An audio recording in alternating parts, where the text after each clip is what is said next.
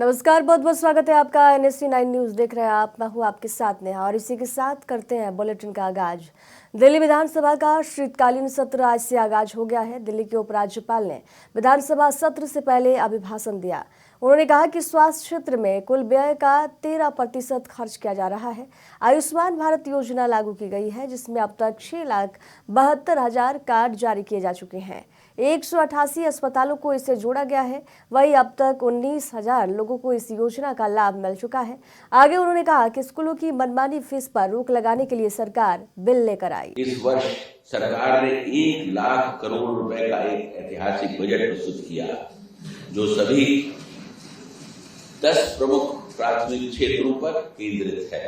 यह प्राथमिक क्षेत्र इंफ्रास्ट्रक्चर, शिक्षा, स्वास्थ्य, महिला कल्याण, जलापूर्ति, बिजली, सड़कें, औद्योगिक विकास, इन्वायरमेंटल सस्टेनेबिलिटी तथा सामाजिक न्याय है। सरकार ने ईज ऑफ डूइंग बिजनेस के तहत व्यावसायिक प्रक्रियाओं को सरल बनाया है, अनावश्यक नियामक बाधाओं को कम किया है तथा निवेश आकर्षित करने के लिए विभिन्न क्षेत्रों में नीतिगत सुधार किए हैं। इसमें लाइसेंसिंग तथा श्रम संबंधी सुधार आदि प्रमुख हैं। उत्तम सेवा एवं पारदर्शिता लाने के लिए ई गवर्नेंस द्वारा विभिन्न विभागों से जुड़ी 75 ई डिजिटल सर्विसेज को सिटीजन सर्विसेज सेंट्रिक। दिल्ली विधानसभा के शीतकालीन सत्र की शुरुआत पर मुख्यमंत्री रेखा गुप्ता ने सत्र को बेहद अहम बताया। उन्होंने सत्ता पक्ष और विपक्ष दोनों से अपनी अपनी जिम्मेदारियों का गंभीरता से निर्वहन करने की अपील की है। मुख्यमंत्री रेखा गुप्ता ने कहा कि विधानसभा का ये सत्र नीति और डिलीवरी के उद्देश्य से बुलाया गया है, जहां महत्वपूर्ण मुद्दों पर सार्थक चर्चा की जानी है। उन्होंने खास तौर पर प्रदूषण जैसे गंभीर विषयों का जिक्र करते हुए कहा कि सरकार ने सभी को चर्चा के लिए आमंत्रित किया है और सभी विधायकों को बहस में एक्टिव रूप से भाग लेना चाहिए। विधानसभा के इस शीतकालीन सत्र में सभी का अभिनंदन करते हुए मैं यही कहना चाहूँगी कि पक्ष और विपक्ष सभी अपनी अपनी जिम्मेदारियों का निर्वहन करें और दिल्ली के बहुत ही महत्वपूर्ण विषयों पर रचनात्मक और सकारात्मक चर्चा यहाँ पर होनी चाहिए। सभी विधायक अपने अपने क्षेत्र की समस्याओं को सदन में उठाएं और विधानसभा का यह सत्र जो है वो पॉलिसी और डिलीवरी के लिए बुलाया जाता है, जिसमें बहुत ही महत्वपूर्ण विधेयक और चर्चाएं यहाँ होंगी। विशेष रूप से मैं ये समझती हूँ कि पॉल्यूशन जैसा विषय जिसमें सरकार ने स्वयं से होकर के चर्चा पे आमंत्रण दिया है और सभी विधायक इसमें सार्थक रूप में अपनी भूमिका निभाएं और दिल्ली को बेहतर समाधान देने के लिए हम सब काम करें।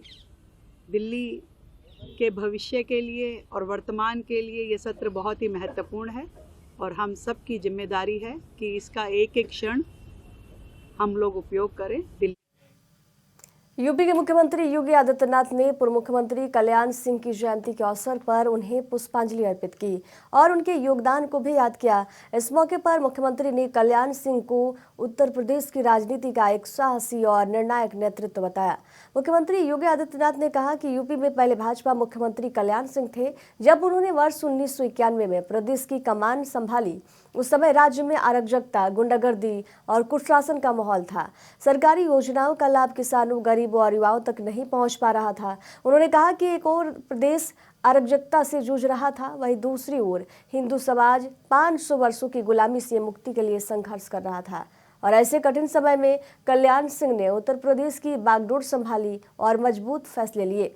योगी आदित्यनाथ ने कहा कि कल्याण सिंह का जीवन साहस और राष्ट्रहित के लिए समर्पण का प्रतीक है, जिसे आने वाली पीढ़ियां हमेशा याद रखेंगी। आप सब जानते हैं कि भारतीय जनता पार्टी के पहले मुख्यमंत्री बाबूजी थे उत्तर प्रदेश के अंदर। 1991 में जब उन्होंने उत्तर प्रदेश की बागडोर संभाली थी, अराजकता थी, गुंडागिर्दी थी, आतंकी गतिविधियां सिर उठा रही थी, शासन की योजनाओं का लाभ गांवों को, गरीबों को, किसानों को, नौजवानों को, महिलाओं को नहीं मिल रहा था। एक और अराजकता थी, कुव्यवस्था थी, और दूसरी ओर 500 वर्षों की गुलामी को दूर करने के लिए छटपटा रहा हिंदू समाज। उन स्थितियों में बाबूजी ने उत्तर प्रदेश की कमान अपने हाथों में ली थी। पहली भारतीय जनता पार्टी की पूर्ण बहुमत की सरकार, और उन्होंने जब कार्य प्रारंभ किया तो कुछ ही महीनों में हर उत्तर प्रदेश वासी के मन में एक विश्वास सुदृढ़ होने लग गया था कि उत्तर प्रदेश अब सुशासन की ओर चल करके विकास के एक नए सोपान को चूमेगा। दिल्ली में शीतलहर के बीच आज से विधान सत्र का आगाज हो गया है। ये सत्र 5 जनवरी से शुरू होकर 8 जनवरी तक चलेगा। 4 दिवसीय इस सत्र में राजधानी से जुड़े कई अहम मुद्दों पर चर्चा की जाएगी। दिल्ली सरकार में मंत्री आशीष सूद ने सत्र को महत्वपूर्ण बताते हुए कहा कि आज उपराज्यपाल का अभिभाषण होगा, जिसमें सरकार के कार्यक्रमों और नीतियों पर चर्चा की जाएगी। उन्होंने ये भी बताया कि दिल्ली के महत्वपूर्ण मुद्दों पर विचार विमर्श के लिए विधानसभा सत्र बुलाया गया है। सरकार की योजनाओं, विकास कार्यों और जनहित से जुड़े विषयों पर सदन में चर्चा होने की संभावना है। कड़ाके की ठंड के बावजूद सत्र को लेकर राजनीतिक हलकों में खासा उत्साह देखने को मिल रहा है। देखिए, ये सत्र दिल्ली की विधानसभा का महत्वपूर्ण सत्र है और आज एलजी के अभिभाषण होगा। सरकार के कार्यक्रमों के बारे में एलजी चर्चा करेंगे और डिटेल में बाकी सब बातें अभी आपसे थोड़ी देर में मुख्यमंत्री जी भी बात करेंगे। दिल्ली की विधानसभा का जो ये सत्र है, इसमें दिल्ली के महत्वपूर्ण मुद्दों पर चर्चा होने के लिए विधानसभा बुलाई गई है। 4 दिन की विधानसभा है। दिल्ली विधानसभा में नेता प्रतिपक्ष और आम आदमी पार्टी के नेता आतिशी ने राजधानी में बढ़ते प्रदूषण को लेकर दिल्ली सरकार पर गंभीर आरोप लगाए। उन्होंने कहा कि पिछले 4 महीनों से दिल्ली के लोग ठीक से सांस तक नहीं ले पा रहे हैं, बच्चों का दम घुट रहा है और बुजुर्गों की जान जा रही है। आतिशी ने कहा कि एम्स जैसे बड़े अस्पताल भी ये कह रहे हैं कि दिल्ली में लोगों के लिए जीना मुश्किल होता जा रहा है, लेकिन इसके बावजूद दिल्ली सरकार कोई ठोस कदम नहीं उठा पा रही है। उन्होंने आरोप लगाया कि सरकार AQI मॉनिटर्स के आंकड़ों में हेरफेर कर रही है और ग्रैप को सही तरीके से लागू नहीं किया जा रहा। ग्रैप दिल्ली के लोग पिछले 4 महीने से दिल्ली में सांस नहीं ले पा रहे हैं, बच्चों का दम घुट रहा है, बुजुर्गों की जान जा रही है। एम्स जैसे अस्पताल कह रहे हैं कि दिल्ली में लोगों का जीना मुश्किल हो रहा है, लेकिन दिल्ली सरकार क्या कर रही है? AQI मॉनिटर्स को मैनिपुलेट कर रही है, ग्रैप को सही तरीके से नहीं लगा रही है। इसीलिए आज दिल्ली वालों को ये मास्क पहनने पड़ रहे हैं सांस लेने के लिए। तो आज दिल्ली की जनता की आवाज बनकर भारतीय जनता पार्टी को एक्सपोज करने के लिए आम आदमी पार्टी के सभी विधायक दिल्ली वालों की व्यथा सामने रखने के लिए राष्ट्रीय राजधानी दिल्ली में गंभीर होते वायु प्रदूषण को लेकर आम आदमी पार्टी के विधायकों ने दिल्ली विधानसभा परिसर में विरोध प्रदर्शन किया। विधायकों ने बढ़ते प्रदूषण और इससे जनता के स्वास्थ्य पर पड़ रहे प्रभाव को लेकर सरकार पर लापरवाही के आरोप लगाए। आप विधायकों का कहना था कि दिल्ली में लगातार खराब होती हवा से लोगों को सांस लेने में दिक्कतें हो रही है, खासकर बच्चों और बुजुर्गों की सेहत पर इसका गंभीर असर पड़ रहा है।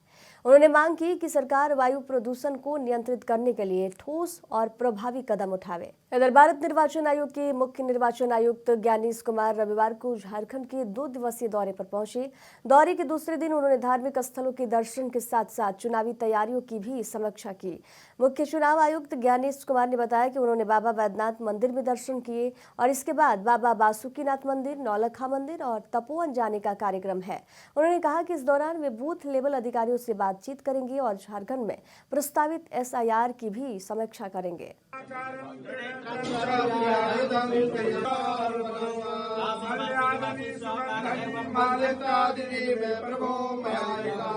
झारखंड के सभी भाई बहनों को मेरा और अनुराधा जी का और हमारे परिवार का जोहार।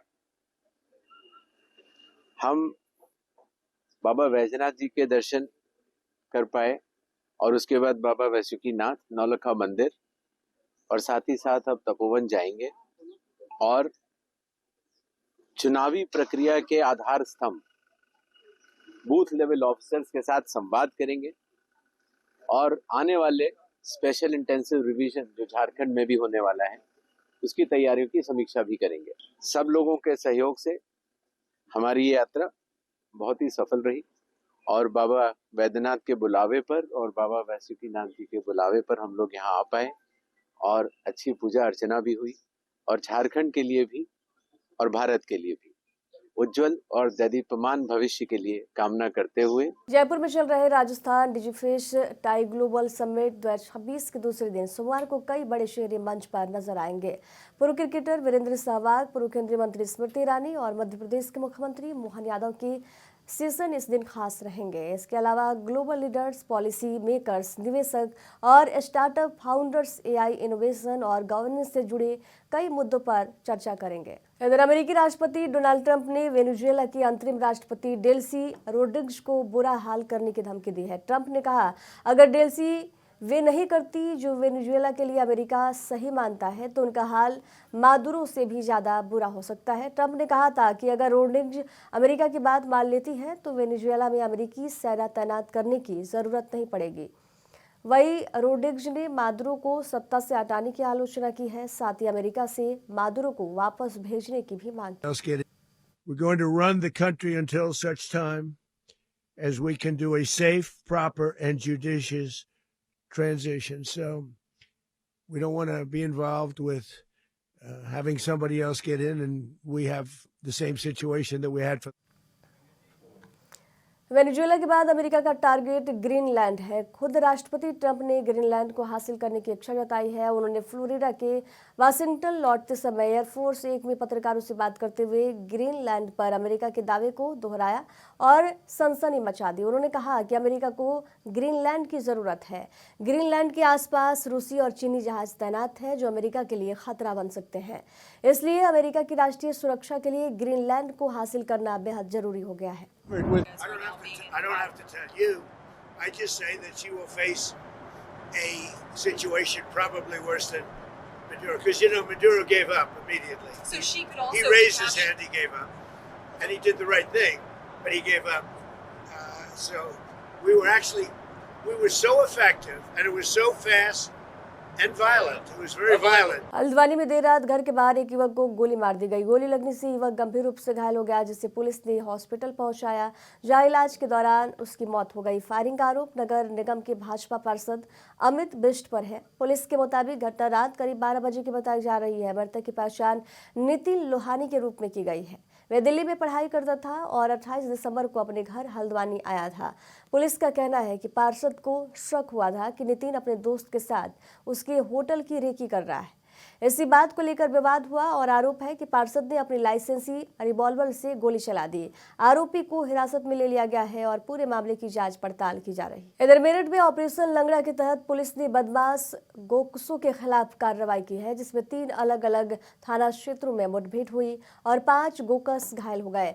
घायलों को तुरंत अस्पताल में भर्ती कराया गया। एसपी देहात मेरठ अभिजीत कुमार के मुताबिक चेकिंग के दौरान गोकसों ने पुलिस पर फायर किया, जिस पर पुलिस ने जवाबी कार्रवाई की। इस दौरान पैर में गोली लगने से वे घायल हो गए। मौके से पुलिस ने अवैध हथियार और गौकसी के उपकरण भी बरामद किए हैं। फिलहाल पुलिस अब आगे की जांच पड़ताल कर रही है। दिनांक 4 जनवरी 2026 को थाना मवाना के भौड़पुर जाने वाले रास्ते पर ईख के खेत में एक सूचना प्राप्त हुई कि एक व्यक्ति द्वारा यहाँ पर पशु हत्या के उद्देश्य से एक बछिया को लाया गया है। तत्काल ही मौके पर थाने की टीम पहुंची व इस व्यक्ति को हिरासत में लेने की कोशिश की गई। तभी इस व्यक्ति ने पुलिस टीम पर फायर खोला, जिसमें आत्मरक्षार्थ भी पुलिस टीम ने इस पर फायर खोला, जिसमें इस व्यक्ति के दाहिने पैर पर गोली लगी है। पूछताछ में इस व्यक्ति ने अपना नाम सादिक उर्फ अटल बताया है और ये पूर्व से ही एक अभ्यस्त किस्म का अपराधी है, जिसके ऊपर 10 से ऊपर मुकदमे हैं और ये हिस्ट्री शीटर भी है। इसमें बरामदगी में इसके पास से पशु क्रूरता के उपकरण व एक बछिया बरामद हुई। जम्मू कश्मीर, हिमाचल और उत्तराखंड में पहाड़ों पर बर्फबारी से मैदानी राज्यों में सर्दी बढ़ गई है। मध्य प्रदेश, राजस्थान में शीतलहर के साथ घना कोहरा छाया है। मध्य प्रदेश में सोमवार सुबह इस सर्दी के सीजन का अब तक का सबसे ज्यादा कोहरा रहा। एमपी की राजधानी भोपाल में विजिबिलिटी 20 मीटर से भी कम दिखाई दी। राज्य के 18 जिलों में स्कूलों में छुट्टी घोषित कर दी गई है। वही बात करें राजस्थान की तो रविवार को सीजन का सबसे सर्द दिन और सर्द रात रहा।